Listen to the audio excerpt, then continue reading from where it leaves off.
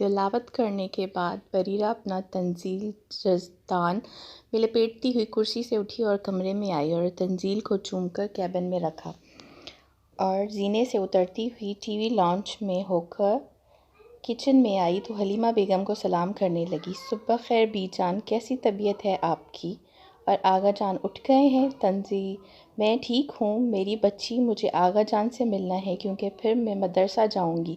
پہلے کچھ تھوڑا بہت کھا لو میری بچی۔ وہ گارڈن میں اپنا روزنامہ پڑھ رہے ہیں۔ تمہیں تو پتہ ہے جب تک وہ اخبار کی سرخیاں نہ پڑھ لیں کہاں کچھ کرتے ہیں۔ آپ بھی ناشتہ کر کے ان کے پاس چلی جاؤ۔ جی بی جان، وہ کہتے ہوئے اس میز کی طرف متوجہ ہوئی جو سلمیٰ نے بہت نفاست سجائی تھی۔ سلمیٰ بچپن سے ہی حبیب جمالی کے گھر رہتی تھی۔ گھر کے پچھلی طرف بنے کوارٹر میں اپنی ماں کے ساتھ رہتی۔ کرسی کو دھکیل کے پیچھے کرتے ہوئی سلمیٰ سے مخاطب ہوئی: کیسی ہیں سلمیٰ آپ، اور آپ کی والدہ کیسی ہیں؟ جی باجی سب ٹھیک ہے، اللہ کا شکر ہے باجی، آپ کی دعائیں ہیں۔ اس کی بات سن کر بریرہ مسکرائی اور اپنی پلیٹ سے سلائس رکھنے لگی۔ سلمیٰ کا جواب سن کر اس کے لبوں پر ایک دھیمی سی مسکراہٹ چھائی۔ بی جان آیت اور دعا کالج جا چکی ہیں؟ جی بیٹا، کچھ دیر پہلے ہی گئی ہیں۔ بریرہ کھانے سے پہلے کی دعا پڑھ کر کھانا تناول کرنے لگی۔ بی جان بھی اس کے ہمراہ بیٹھی چائے پینے لگی۔ اخبار کے پنے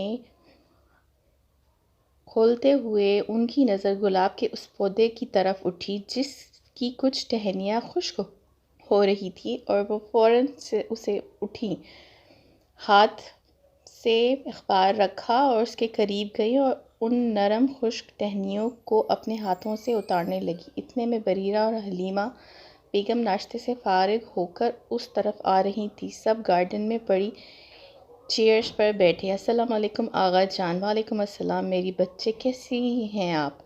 نہایت شائستگی اور حلاوت سے کہا گیا۔ میں ٹھیک ہوں آغا جان، مسکراتی ہوئی گویا ہوئی۔ کیسا جا رہا ہے آپ کا جامعہ؟ ٹھیک جا رہا ہے آغا جان۔ کسی بھی قسم کی کوئی ضرورت پیش آئے تو آپ صرف مجھے بولیں گی بریرہ بیٹی۔ جی بالکل آغا جان، میں واپسی کا سوچ رہی ہوں۔ آج دوپہر تک آپ ابھی تو آئی تھیں، ایک دن پہلے، پھر اتنی جلدی کیوں؟ آغا جان آج کل تفسیر القرآن کی کلاسز دے رہی ہوں تو اس لیے جلدی جانا چاہتی ہوں کہ طالبات کا تعلیمی حرج نہ ہو۔ اعلیٰ۔ اب بیٹا جی جہاں بات قرآن کی آ جائے وہاں ہم کچھ نہیں کہہ سکتے۔ میں دوپہر کو آپ کو وہاں چھوڑ دوں گا۔ حلیمہ بیگم بس سرشاری سے گفتگو سنتی رہی، کچھ نہ بولی۔ نہیں آغا جان، جازب چھوڑ آئے گا، آپ پریشان نہ ہوں۔ دوپہر کے 1 بجے گھنٹی بجتی ہی تمام لڑکیاں اپنے بیگ سمیٹنے لگیں، کچھ عبایا پہننے لگیں۔ سلوی اپنے حجاب کو ٹھیک کرتی آیت سے مخاطب ہوئی: آپ کا گھر کہاں ہے؟ میرا مطلب ہے زیادہ دور تو نہیں؟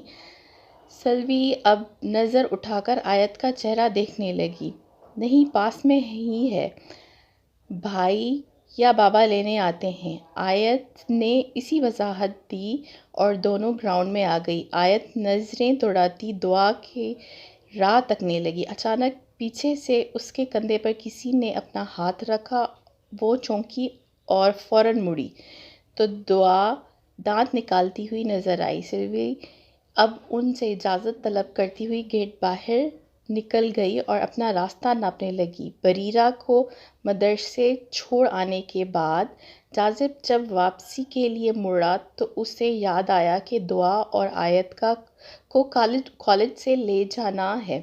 کالج سے ان دونوں کو لے کر واپس گھر کی راہ لی۔ آیت گاڑی میں چڑیا کی طرح چہکنے لگی جبکہ دعا خاموشی سے شیشے کی طرف اس پار دیکھنے لگی اور اس کی باتیں سن کر مسکراتی۔ گرمی میں پیدل چلتے ہوئے سے اندازہ ہوا کہ صبح یہی رستہ تھا، کتنا تھوڑا لگ رہا تھا، اب کتنا طویل۔ شاید یہ سب گرمی کی شدت کا نتیجہ تھا۔ اس کی وائٹ دوپٹے کے اندر چھپی شارٹ شرٹ پسینے سے بھیگ چکی تھی۔ ہاتھ میں پکڑی چند کتابیں اور کاندھے پہ ہلکا سا بستہ جھولتا ہوا، یہ بھی اب اسے تھکانے لگا۔ اس کی دودھیا رنگت اب زرد پڑ رہی تھی، پیاس کی شدت اس کے ہونٹ خشک ہونے لگے۔ اس لمحے وہ تمام سرد لمحے یاد آنے لگے جب کالج کے باہر کسی کی آمد منتظر ہوتی، جیسے ہی وہ آتا تو تمام موسم اچھے لگنے